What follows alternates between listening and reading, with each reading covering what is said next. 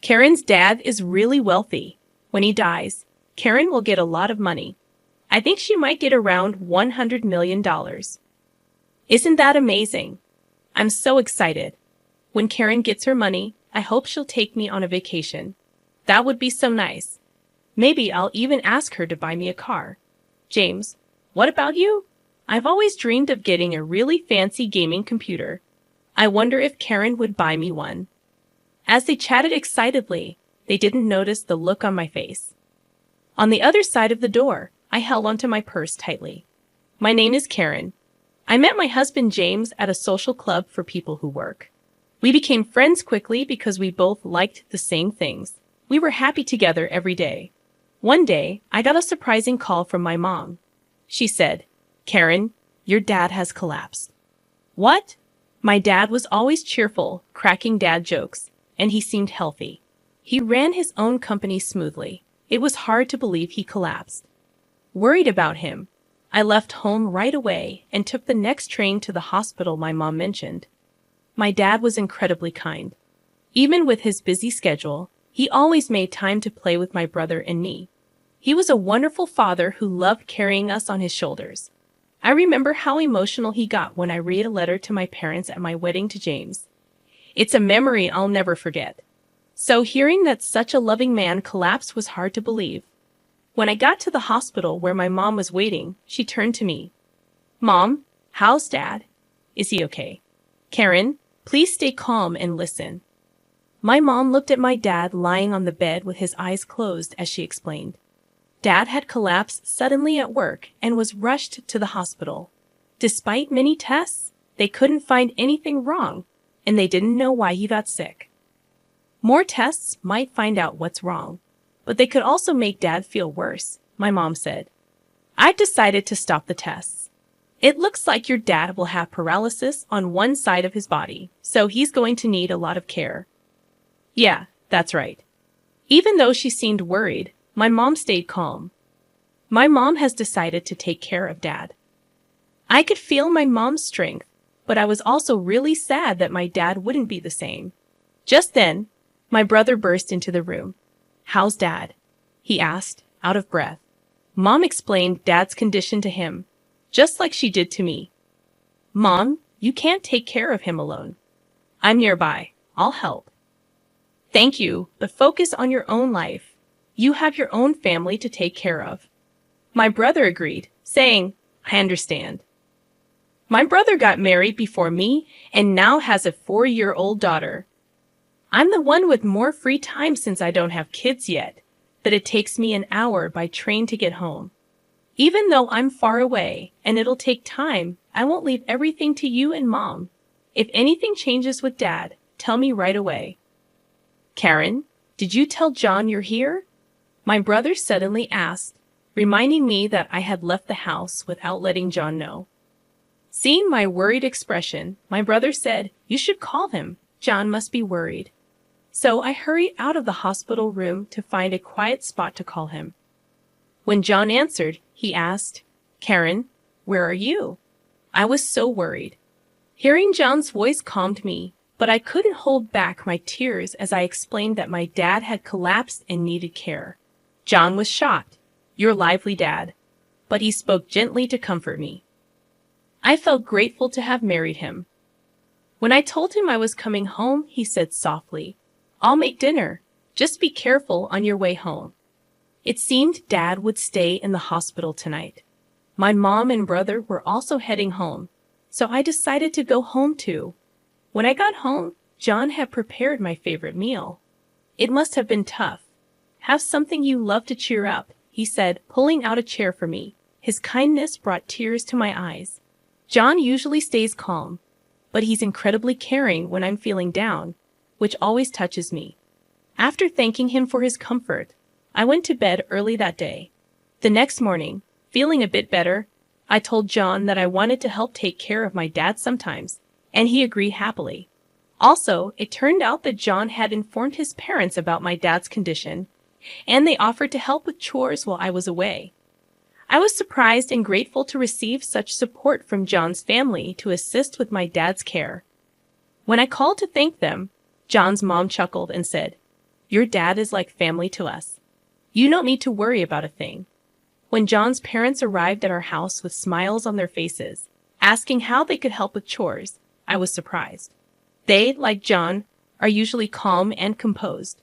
Before I got married, I thought they were a bit distant, but maybe I misunderstood them. I kept thanking my husband James and my in-laws for their support and for taking care of my dad. My dad used to talk a lot, but after the paralysis on his left side, he couldn't speak well. Luckily, he could still write since he was right-handed. He communicated with us by writing on a whiteboard. Even though he was mostly in bed, he lifted our spirits by drawing funny pictures and writing dad jokes. My brother also came to help, but it was mostly my sister-in-law who assisted.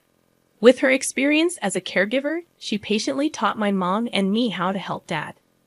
We were worried that my sister-in-law might not want to take care of dad since he's not her blood relative, but she didn't mind at all. She happily said, "Your dad has made me laugh so much. Now it's my turn to make him smile."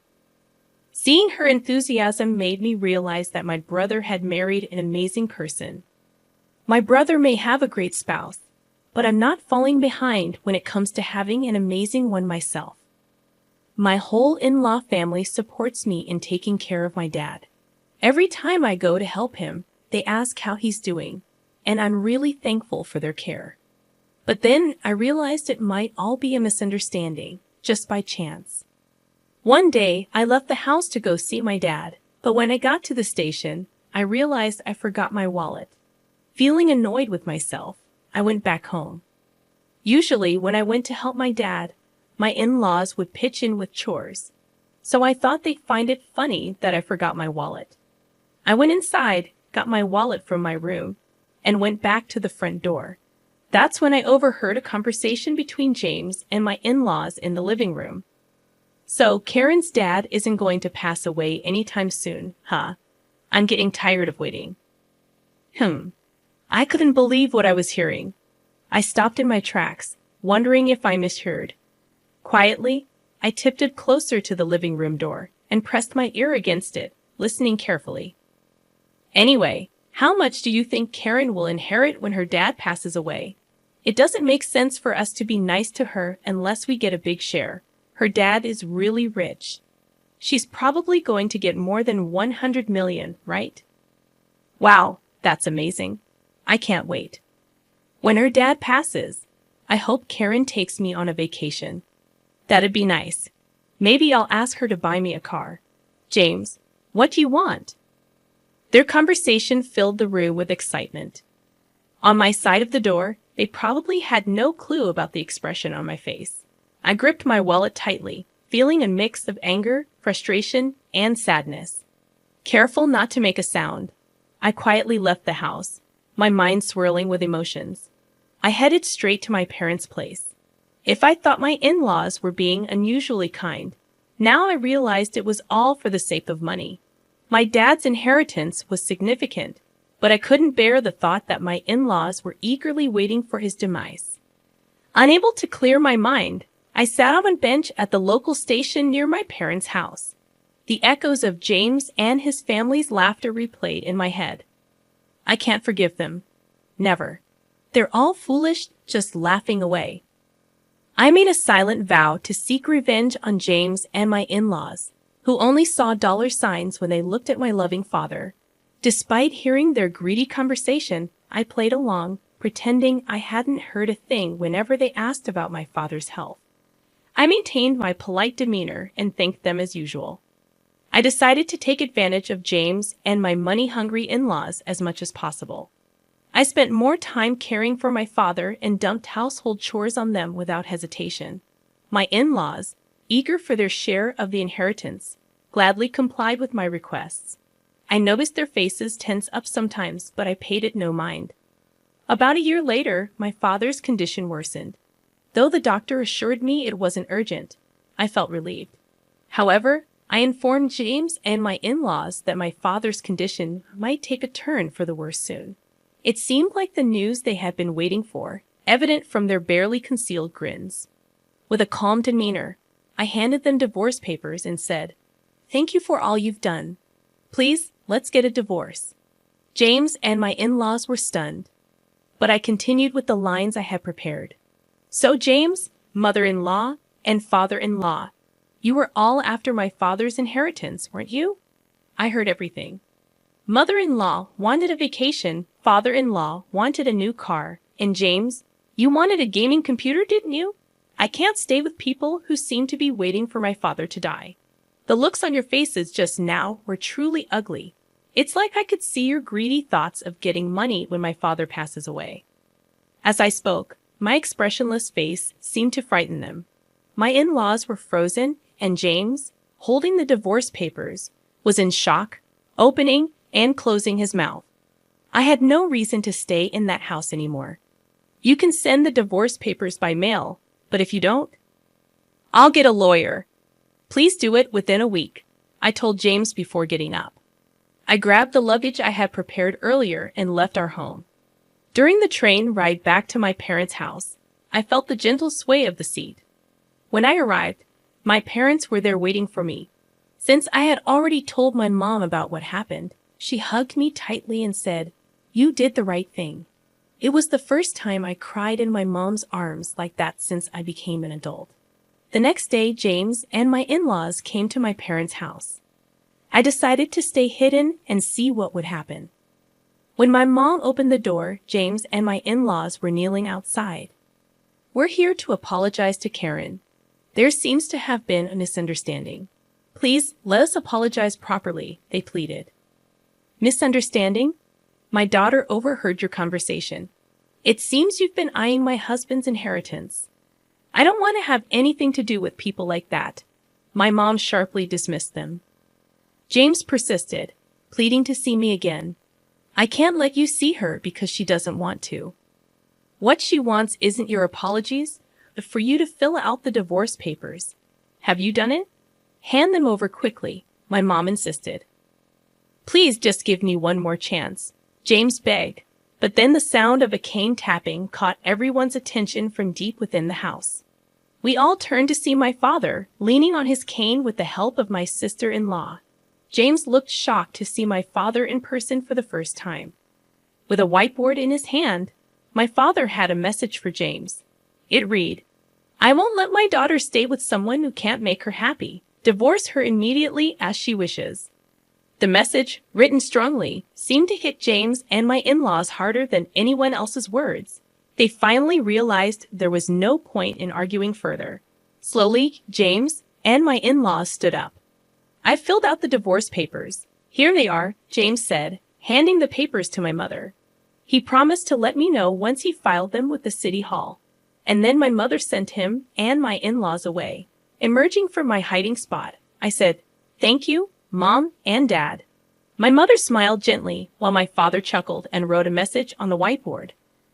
"A father's duty is to protect his daughter until the end." Seeing those words, I couldn't help but cry.